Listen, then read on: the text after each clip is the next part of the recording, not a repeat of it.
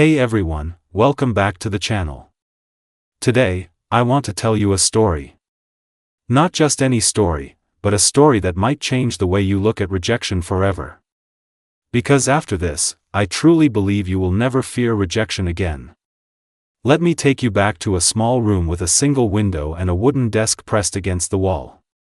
I remember sitting there at 19 years old, staring at my phone, waiting for a message that never came. I had applied for a scholarship I desperately wanted. I had imagined the celebration, the congratulations, the proud smiles from my family. I had already started living in the future where I had been accepted. And then the email arrived. Unfortunately. That word hit like a hammer. I felt small. Embarrassed. Not just disappointed, but exposed. As if someone had looked at all my effort, all my hope, and said, "Not good enough." That was the first rejection that truly broke me. But it wasn't the last. Over the next few years, rejection followed me everywhere. I applied for jobs, rejected. I pitched ideas, ignored. I confessed feelings to someone I cared about, turned down. Every no felt like proof that I wasn't capable, talented, or worthy. And maybe you've felt that too. Maybe you've hesitated to apply for something because you didn't want to hear no. Maybe you've stayed silent instead of speaking your truth. Maybe you've avoided starting a business, a YouTube channel, a relationship, because rejection feels unbearable. But here's what I didn't understand back then. Rejection is not the opposite of success. It is the pathway to it. Let me tell you about a moment that changed everything for me. I was 23 and desperate for a job. I had been rejected so many times that I started expecting it. I would walk into interviews already defeated in my mind. I remember sitting in front of a hiring manager who barely looked up from his papers. I tried to sound confident, but my voice trembled. Halfway through the interview, I realized something. I wasn't trying to show who I really was. I was trying to say whatever I thought they wanted to hear. A week later, the rejection email came. But this time, something different happened. Instead of feeling crushed, I felt angry. Not at them, but at myself. I realized I had rejected myself before they ever did. I had shrunk my personality. I had hidden my ideas. I had played small out of fear. And that's when a powerful thought hit me. Rejection can't destroy you. But self-rejection can. That night, I made a decision. I would stop trying to avoid rejection. Instead, I would start chasing it. It sounds crazy, right? But hear me out. I created a challenge for myself. Every day, I would intentionally do one thing that could lead to rejection. I would ask for something. I would try something bold. I would put myself in situations where no was possible. The first day, I walked into a cafe and asked if I could get a small discount. My heart was racing. The barista smiled and said, "Sorry, no." I expected humiliation. But nothing happened. The world didn't end. People didn't laugh. The sky didn't fall. It was just a word. No. The next day, I emailed someone I admired and asked for advice. No response. Rejection.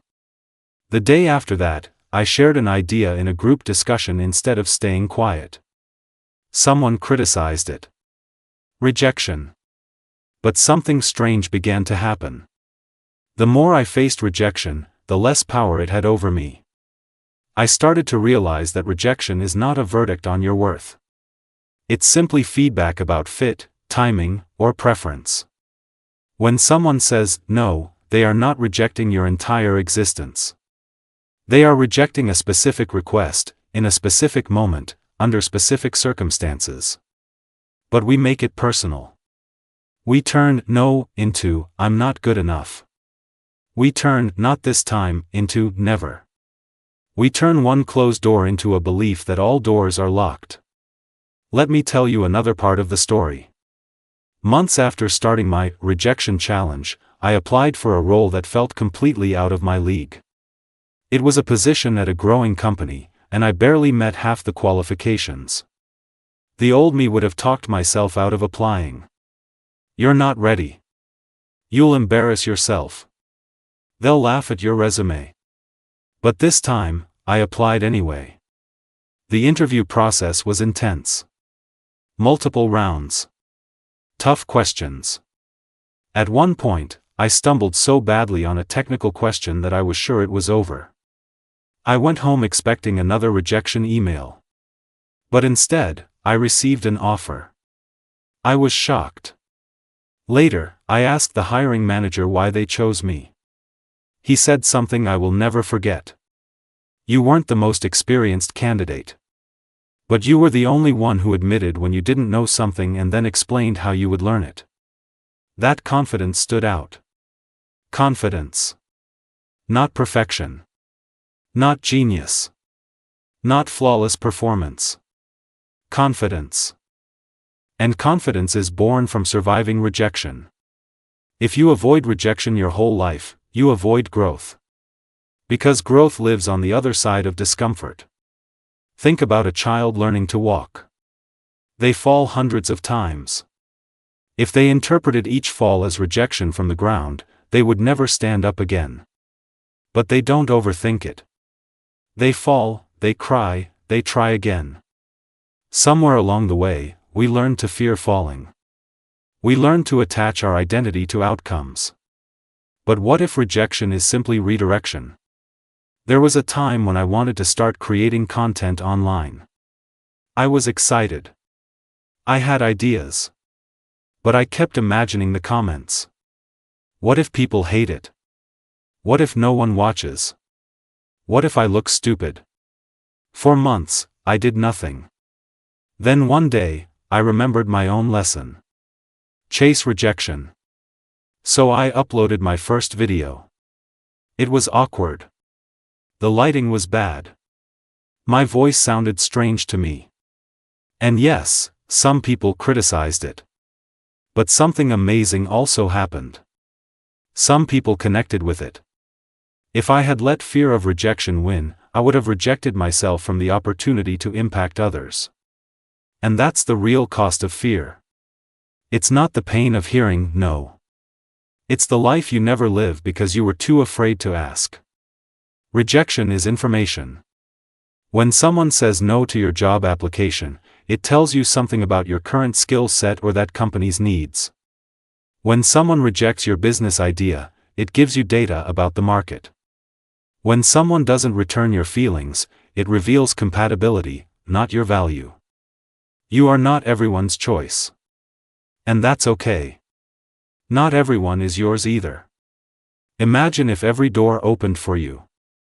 You would end up in rooms that weren't meant for you. You would stay in situations that limit you. You would accept relationships that don't align with your values. Rejection protects you. There was a relationship I once desperately wanted. I thought that person was perfect for me. When they rejected me, I felt like I had lost something rare and irreplaceable. I questioned myself for weeks. Years later, I saw them again. We talked. And I realized how different our goals, values, and visions for life were. If that relationship had worked out, I would have had to shrink myself to fit into their world. That rejection saved me. But I couldn't see it at the time. Rejection often feels like loss in the moment. But later, it reveals itself as protection. Now, let's go deeper. Why does rejection hurt so much? Because as humans, we are wired for belonging. Thousands of years ago, being rejected from the tribe meant danger. Survival depended on acceptance. So our brains still react to rejection as if it's life-threatening. But today, a no from a company or a person is not a survival threat. It's just a temporary discomfort. The pain is real, but it's not fatal. And here's the secret that changed everything for me. Rejection is a skill. Yes, a skill. The more you experience it, the stronger you become. You build emotional resilience. You learn to separate your identity from the outcome. You learn to say, "This didn't work," instead of, "I am a failure." There's a massive difference between those two sentences. "This didn't work" invites growth. "I am a failure" kills it. One day, I met an older man at a networking event. He was successful, confident, and calm. I asked him what the biggest lesson of his career was. He laughed and said, "I've been rejected more times than most people have even tried." He told me about businesses that failed, proposals that were denied, partnerships that collapsed. But each rejection sharpened him. Each failure taught him something. Rejection, he said, is tuition for success. Tuition. You pay it to learn. And if you're not paying it, you're not enrolling in the class. After that conversation, I stopped seeing rejection as an enemy. I started seeing it as a teacher. Every time someone said no, I asked myself, what can I learn? What can I improve? What does this reveal? Sometimes the answer was, nothing, this just wasn't the right fit. And that was freeing too. Let me give you a powerful exercise. The next time you face rejection, write down 3 things. First, what happened, without emotion, just facts. Second, what you can control or improve. Third, one action you will take next. This shifts your focus from pain to progress. Remember, courage is not the absence of fear. It's action despite fear. I still feel nervous before big opportunities. I still feel a sting when something doesn't work out. But I no longer let rejection define me. Because I know this truth. Rejection is temporary. Regret is permanent. Years from now, you won't remember every no you received. But you will remember the chances you didn't take. The application you never sent. The conversation you never had. The dream you never pursued. And that regret will hurt far more than rejection ever could. So here's my challenge to you. This week, do one thing that scares you. Apply for that job. Send that message. Start that project. Share that idea. Let yourself be seen. If you get rejected, good. You're alive. You're trying. You're growing. And every no brings you closer to the yes that changes everything. Because that's the final piece of this story. After dozens of rejections, I eventually found the opportunities, the relationships, and the paths that aligned with who I truly am. Not because I was perfect. But because I kept showing up. If I had stopped at the first rejection, I would have never discovered my strength. You are stronger than a word. You are bigger than someone else's opinion. You are not defined by acceptance or rejection. You are defined by your willingness to try again. So the next time fear whispers, "What if they say no?" You answer, "What if they do, and I survive?" Because you will survive. And you will grow. And one day, you will look back at the rejections that once broke your heart, and you will thank them. After this, I hope you never fear rejection again. Not because it won't hurt. But because you'll know it cannot stop you. Keep going. Keep asking. Keep daring. Your future is waiting on the other side of no.